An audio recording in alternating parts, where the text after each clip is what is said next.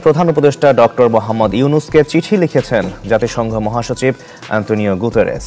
Will be crucial as Bangladesh strives to become a middle-income country and implement the 2030 Agenda for Sustainable Development. Doctor Mohammad ইউনুসের বিরুদ্ধে আইনি পদক্ষেপ ও বাংলাদেশের মানবাধিকার পরিস্থিতি নিয়ে উদ্বেগ জানিয়েছে জাতিসংঘ। আর এখানেই প্রশ্ন, তাহলে কি বাংলাদেশে কোনো নতুন সমীকরণ তৈরি হচ্ছে? বিদেশি বন্ধু আর পর্যবেক্ষক মহলের কঠিন চাপে পড়েছে ডক্টর ইউনুসের অন্তর্বর্তী সরকার।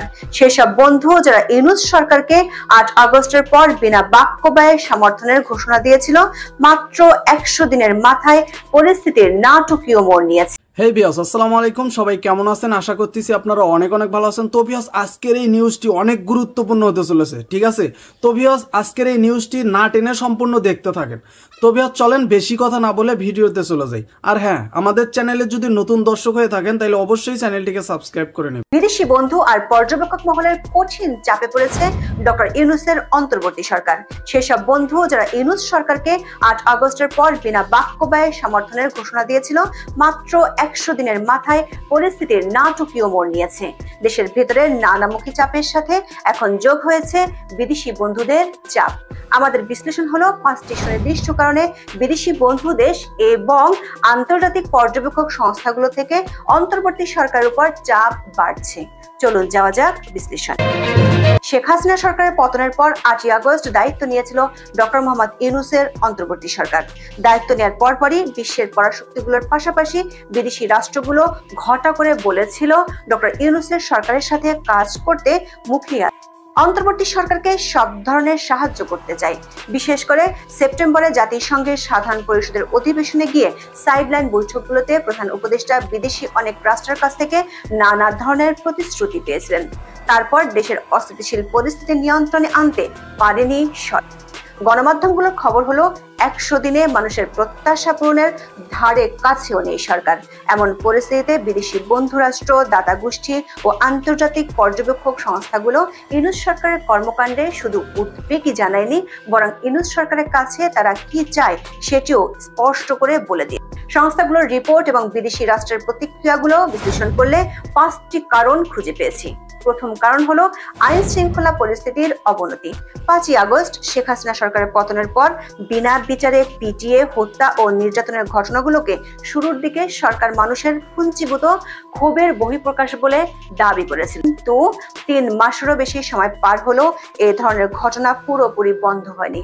সরকার দায়িত্ব নেওয়ার পর থেকে সবচেয়ে বেশি খারাপ অবস্থা আইন শৃঙ্খলা পরিস্থিতির। প্রতিদিনই চুরি, ডাকাতি, রাহাজানি ও হত্যাকাণ্ডের একাধিক ঘটনা গণমাধ্যমে প্রকাশ পাচ্ছে। কিছু ঘটনা তো রীতিমতো আতঙ্ক।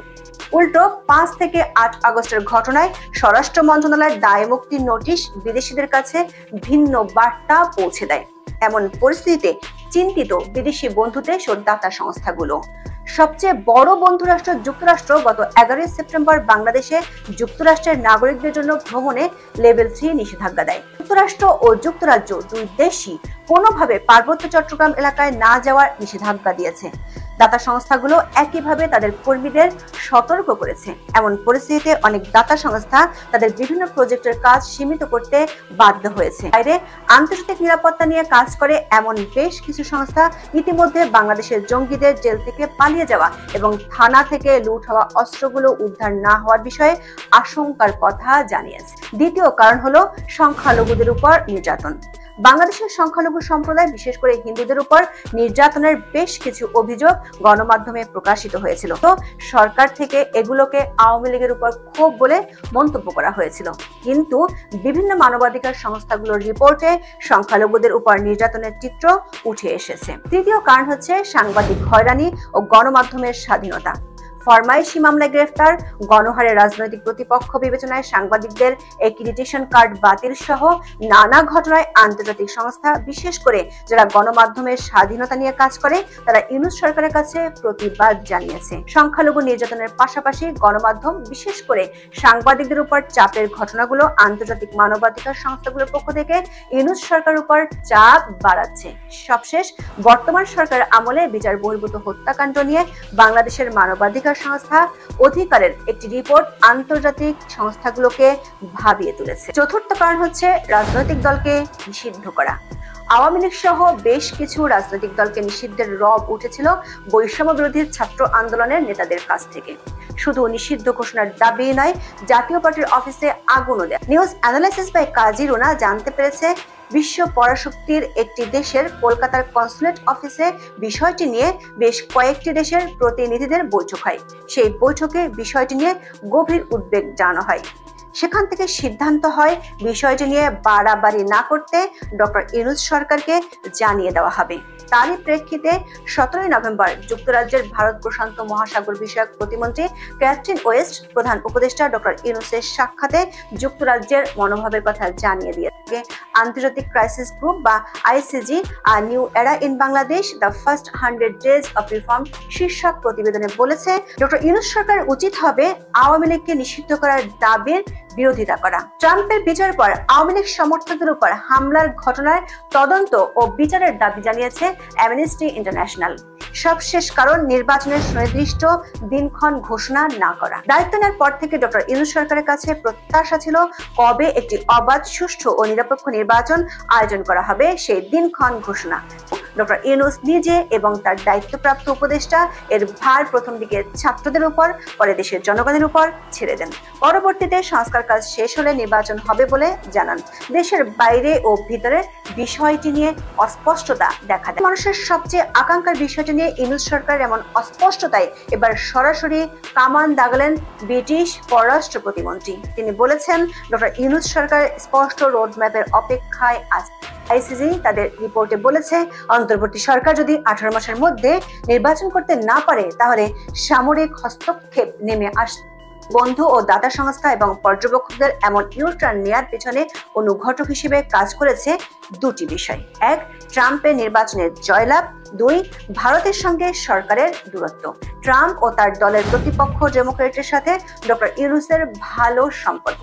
সেদিক থেকে 2016 সালের নির্বাচন থেকে ট্রাম্পের সাথে ডক্টর ইউনূসের একটি দূরত্ব আছে। হিন্দুদের উপর নির্যাতন নিয়ে ইতিমধ্যে মার্কিন নবনির্বাচিত প্রেসিডেন্ট ডোনাল্ড এবং তার সম্ভাব্য গোয়েন্দা প্রধান তুলসী গ্যাবার্ড উদ্বেগ জানান। ডোনাল্ড ট্রাম্প নির্বাচনে জেতার পর ইতিমধ্যে মার্কিন ভারতীয়রা বাংলাদেশের সংখ্যালঘু নির্যাতন নিয়ে ব্যবস্থা গ্রহণ করার জন্য দাবি জানিয়েছে।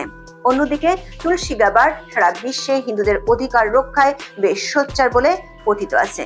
দ্য ইকোনমিস্টের সবশেষ প্রতিবেদনে বলা হয়েছে, ডক্টর ইউনূস নিজের এবং তার উপদেষ্টা পরিষদের অনেকেই প্রকাশ্যে ভারত বিরোধী মন্তব্য করেছে। হিন্দুদের ইস্যুটি ছাড়াও পাকিস্তান এবং চীনের সাথে নতুন করে অতিরিক্ত হৃদ্যতাপূর্ণ সম্পর্ক ভারতকে ভাবিয়ে তুলেছে।